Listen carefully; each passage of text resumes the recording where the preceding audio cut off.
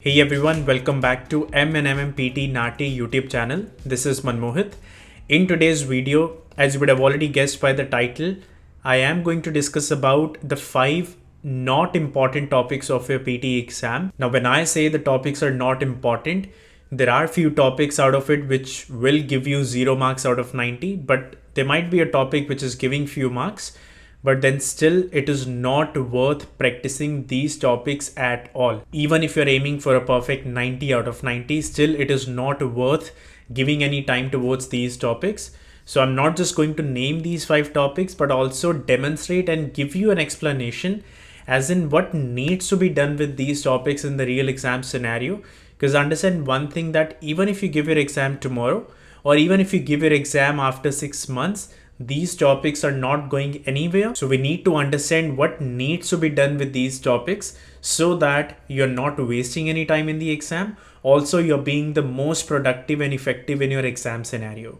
So without wasting any further ado, let's dive straight into it. As you can see, these are the 5 topics that I'm referring to again and again, that they're not important.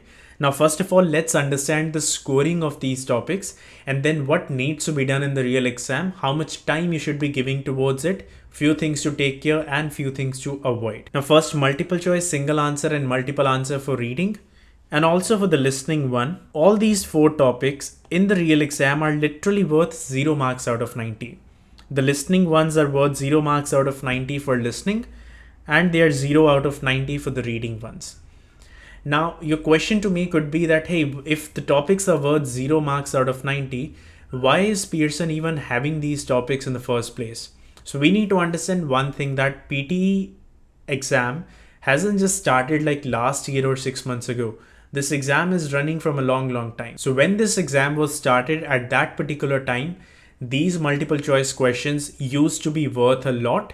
If any of you or any of your friends have given exam back in especially 2015-16, you would be knowing one thing, that these topics used to carry a lot of marks, roughly 18 to 25 out of 90 in reading and listening both. So in that time, we used to practice these topics a lot because they used to be worth a lot of marks. But since then, Pearson, due to their business and also to make this exam a bit more easier, they have taken all the marks out of these topics and distributed all these 18 to 25 marks in some other topics, which actually make sense. If you have tried practicing these topics, especially multiple choice, single and multiple answer, you would have noticed one thing, that these are not the easiest kind of questions. They're extremely difficult and they take a lot of time as well. So to make their exams a bit more easier, they've just made these topics redundant. So since we know that these topics are worth 0 marks out of 90, our job is to be smart in the exam and still not skip these topics. That's one thing. And making sure that we are not spending any time towards them, and still making sure that we are selecting at least something out of it. So my recommendation for multiple choice questions is going to be, do not give more than 5 seconds per question. So that means what I'm trying to say is, the moment these questions come in front of you, just select something and move on. If it's single answer, obviously you would be only selecting one answer.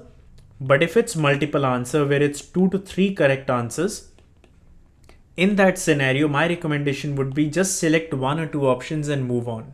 You can also select 3 options, nothing wrong with that, but just select 1 and 2 within 5 seconds, click on the next button, move towards the next question. Because even if you get all these options wrong, you're not going to lose any marks. So one question from your side to me could be that if these topics are literally worth 0 marks out of 90, why even bother selecting something? Why can't we just skip all these questions? Now, it's a very genuine question, but the answer to that is that if you skip these questions, you're giving the Pearson's computer a hint that you're leaving few questions. You are not attempting few questions. So that definitely has a bit of negative impact in the exam. We have seen many of our students, what they have done in the past is they have tried to skip these questions in the exam, but then they have actually lost marks in their reading and listening modules respectively.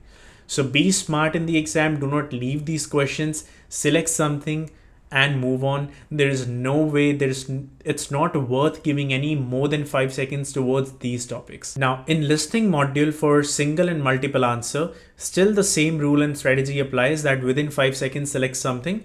But in the listening module, what happens is you would be listening to an audio.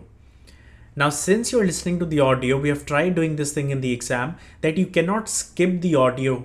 Even if you do not want to listen, they've made it compulsory for you guys to listen to the audio. So the best tip here would be, during the audio being played, select something. The moment that audio finishes, click on the next button and move towards the next question. Again, after the audio, do not spend or do not waste even a single second. It's not worth it. There's many other important topics in your listening module, such as fill in the blanks listening, highlight incorrect words, write from dictation, these kind of topics. So I would any day prefer giving more time towards those topics as compared to these topics, because you would be getting a combined kind of time in listening module. So the less time you give towards these topics, the more time you would be leaving towards at the very end, obviously giving you a bit more buffer to get those topics correct, which actually make sense and which are actually worth a lot of marks. Now, last but not the least is answer short questions. Now, this topic is not worth 0 marks, but it is worth 1 mark out of 90 in listening and speaking both separate. So again, it's not 1 mark for one question.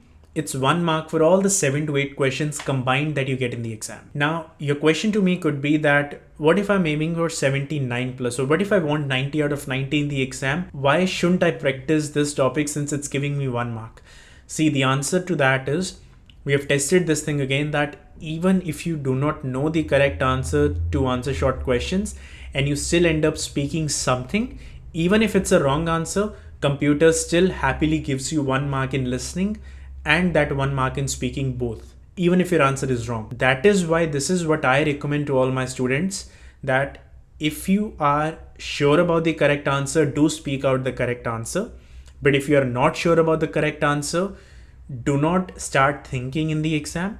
Just speak something out of the question itself, or just speak a word in English and click on the next button, move towards the next question, and you will still end up getting that 1 mark in listening and 1 mark in speaking. So my common sense tells me that if even with giving a wrong answer, I'm still getting this 1 mark, I would any day prefer not practicing this topic and giving that practice time towards those topics where it makes sense, rather than wasting your time on practicing these topics, because they're not going to help you in any way. So this is what I wanted to discuss with all of you about these 5 not important topics, but it was very important for me to come and explain you what exactly needs to be done with these 5 topics. I hope this video made a bit of sense.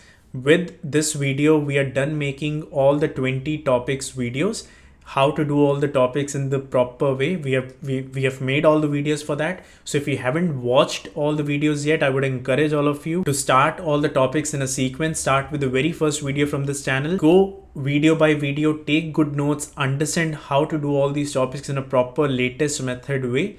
And as we say in all the videos, if you do have any sort of questions, do not hesitate to post them in the comment section below. Me and Mohit will definitely make sure that we answer all of you guys as soon as possible, so that if you have any sort of questions, you can get those questions cleared out straight away. With that, I'm done with this video, and all the best to all the people who are going to give their exam very, very soon. We have a lot of content planned in our mind. We have started working on that, making the videos, editing them and posting them every week. Now we are also going to start working and posting videos for NAATI Hindi and Punjabi, which would be coming out very, very soon. So if any of your friends are going to give NAATI Hindi or NAATI Punjabi even, do share these videos with them, do share this channel with them, so that they can study at their own convenience by sitting at their home, and they can clear out these exams, get those crucial points that these exams deliver, and get these difficult exams out of the way. Take care and bye for now.